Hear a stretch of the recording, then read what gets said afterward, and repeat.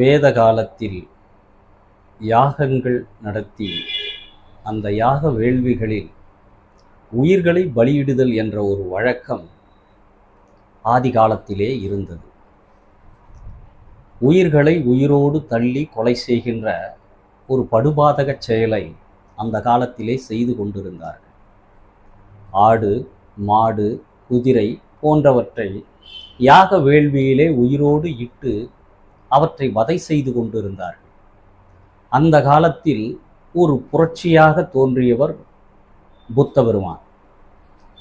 அந்த புத்தர் தான் வேள்விகளில், யாகங்களில் உயிர் பலியிடுதலை முதலாக எதிர்த்து குரல் கொடுத்தவர். அவரை ஒட்டி வந்தவர் மகாவீரர். 24 தீர்த்தங்கரர்களில் ஒருவரான மகாவீரரும் கொல்லாமை என்கின்ற ஒரு நெறியை வலியுறுத்தி மக்களிடையே பரப்பி வந்தார். அதன் பொருட்டுத்தான் சமணமும் பௌத்தமும் இந்த இந்திய மண்ணிலே மிகப்பெரிய ஒரு சமயமாக ஆழமாக வேரூன்றி வளர்ந்து கொண்டிருந்தது. உயிர்களை கொன்று அதை உண்ணுவது என்பது படுபாதக செயலாகும். நமக்கு இறைவன் கொடுத்திருக்கக்கூடிய உணவு தாவர உணவு. அந்த தாவர உணவை உட்கொண்டால் நீங்கள் அசைவத்திலே கிடைக்கக்கூடிய அத்தனை சக்திகளும் தாவர உணவிலே கிடைக்கிறது என்று இன்றைக்கு விஞ்ஞான அறிஞர்கள் எல்லாம் கூறுகிறார்கள். வள்ளுவரும் அதையே வலியுறுத்துகிறார். அவி சொரிந்து 1000 வேட்டலின் ஒன்றன் உயிர் செகுத்து உண்ணாமை நன்று என்று சொல்கிறார். ஒரு யாகத்திலே நெய்யினை அதிகமாக இட்டு உயிர்களை பலி கொடுத்து அந்த பலியின் மூலமாக யாகத்தை நடத்துவதை விட ஒன்றன் உயிர் செகுத்து உண்ணாமை நன்று என்று சொல்கிறார். ஒரு உயிரை கொலை செய்து அதனுடைய தசைகளை உண்டு வாழ்வது என்பது மனித குலத்திற்கே எதிரான ஒரு செயலாகும். வள்ளலாரும் சொல்கிறார், உயிர் இரக்கமே பேரின்ப வீட்டின் திறவுகோல் என்று சொல்கிறார். 18ஆம் நூற்றாண்டின் பிற்பகுதியிலே வந்த வள்ளலார் இந்த உயிர் கருணையை பற்றி மக்களிடையே போதித்தார்.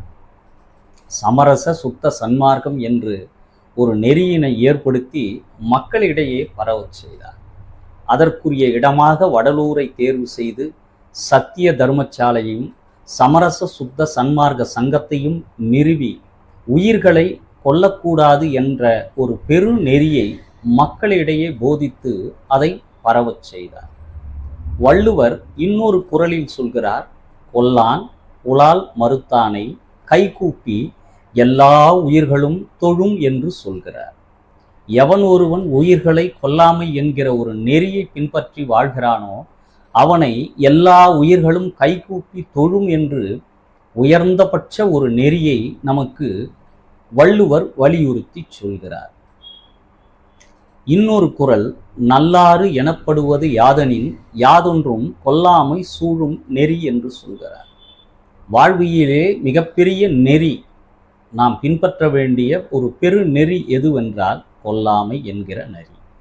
புலால் மறுத்தல், இவை இரண்டுமே கொல்லக்கூடாது, புலாலை உண்ணக்கூடாது, அதாவது மாமிசத்தை உண்ணாமல் வாழ்கின்ற ஒரு பெரு நெறி. இருக்கின்ற நெறிகளிலே நல்லாறு எனப்படுவது யாதெனின், உலகிலே உயர்ந்தபட்ச நெறியாக இருக்கக்கூடியது எந்த நெறி என்றால் யாதொன்றும் கொல்லாமை சூழும் நெறி என்று வள்ளுவர் வலியுறுத்துகிறார்.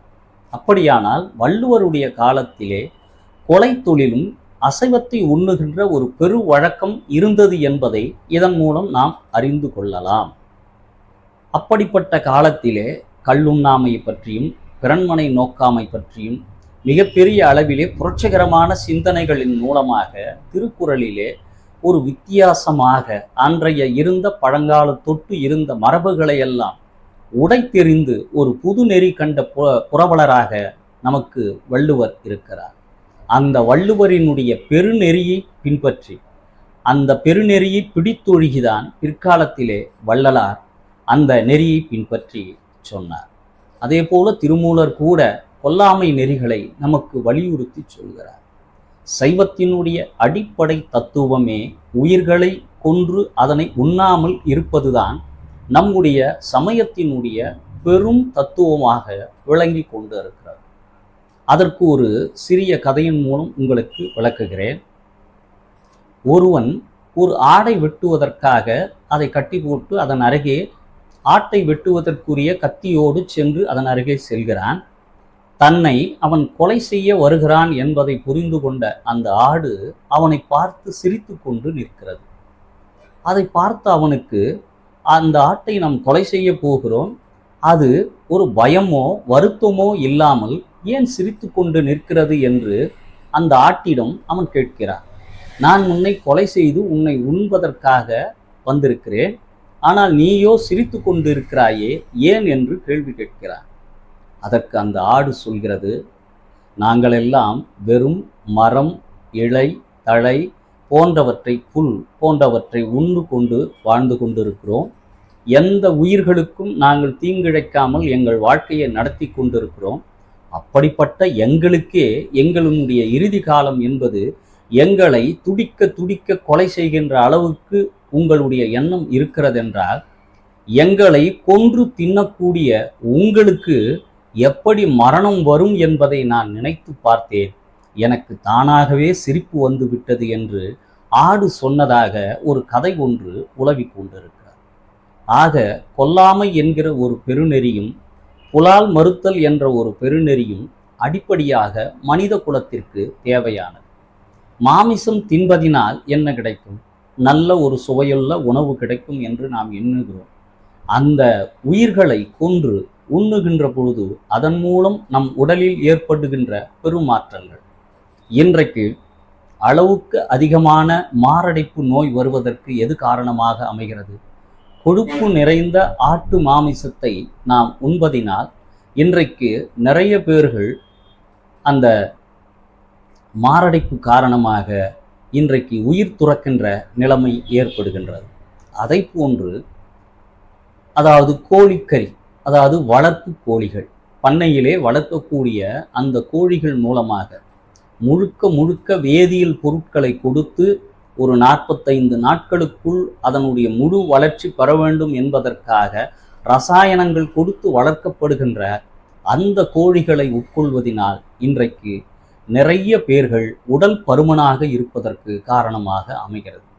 இன்றைக்கு மாலை நேர உணவு என்று சொன்னாலே அந்த அசைவ உணவுகள் மாவினால் தோய்க்கப்பட்டு கொழுப்பு நிறைந்த அந்த எண்ணெயிலே போடப்பட்டு தின்கின்ற உணவு என்பது இன்று மாலை நேர உணவு வழக்கமாகிவிட்டது.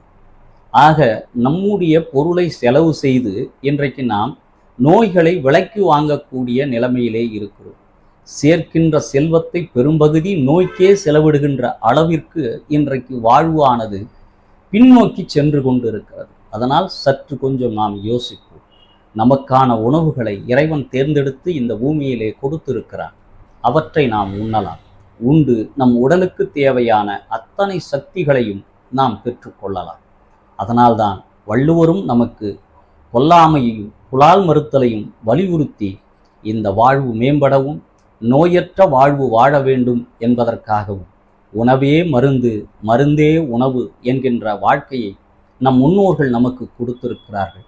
பிணியற்ற வாழ்க்கை, நோயற்ற வாழ்க்கை வாழ வேண்டும் என்றால் இன்றைக்கு நமக்கு கிடைக்கக்கூடிய இந்த துரித உணவுகளை எல்லாம் விலக்கி வைத்துவிட்டு இயற்கை சார்ந்த உணவுகளை நாம் உட்கொள்கின்ற பொழுது நம் உடலும் நலமாக இருக்கும், மனமும் நலமாக இருக்கும், மன தூய்மையும் பெறும், பிறருக்கு தீங்கிழைக்க கூடாது என்ற ஒரு நல்ல எண்ணமும் நம் எண்ணத்திலே மேலோங்கி நிற்கும். ஆதலால் உயிர்களை கொலை செய்வதற்கு முன், மாமிசத்தை உண்பதற்கு முன் ஒரு நிமிடம் நின்று யோசித்து பாருங்கள். இந்த உணவு நமக்கு தேவையா? இன்னொரு உயிரை உண்டு வாழ்வதற்கு நம்முடைய வயிறு என்ன சுடுகாடா? இதைத்தான் வாரியார் சுவாமிகளும் ஒரு முறை கேட்டார். பிணங்கள் புதைக்கின்ற சுடுகாடா நம் வயிறு என்று வாரியார் சுவாமிகள் கேட்டதை போல நம்முடைய குடல் என்பது செரிமானம் அடைய வேண்டும், நன்றாக உணவு செரிமித்து நம் உடலுக்குள் சக்தி பெற வேண்டும் என்றால் எளிதான உணவுகளை உட்கொள்ள வேண்டும். நள்ளிரவிலே ஊன்சோற்றை உண்ணுகின்ற ஒரு கலாச்சாரம் இப்பொழுது பெருகி கொண்டு வருகிறது. இரவு 1 மணிக்கு ஊன்சோறு தின்றால் 3 மணிக்கு மாரடைப்பு வந்து மரணம் அடைவது இயற்கைதானே. செரிமானம் இல்லாத உணவுகளை நள்ளிரவிலே உட்கொள்வது நம் உடலுக்கும் உடல் நலத்திற்கும் கேடு விளைவிக்க கூடியதாகும். இரவு என்பது மனிதன் உறங்குவதற்கும் உடல் என்பது ஓய்வு பெறுவதற்குமான காலகட்டமே தவிர, நள்ளிரவிலே உணவை உட்கொண்டு அந்த உணவின் மூலமாக பல்வேறு நோய்களை நாம் விலைக்கு வாங்கக்கூடிய இந்த சூழ்நிலையில் இருந்து நாம் விடுபட்டு நோயற்ற வாழ்வே குறைவற்ற செல்வம் என்ற வாழ்க்கையை நாம் வாழ்வோமாக. மீண்டும் ஒரு காணொளியில் உங்களை நான் சந்திக்கிறேன்.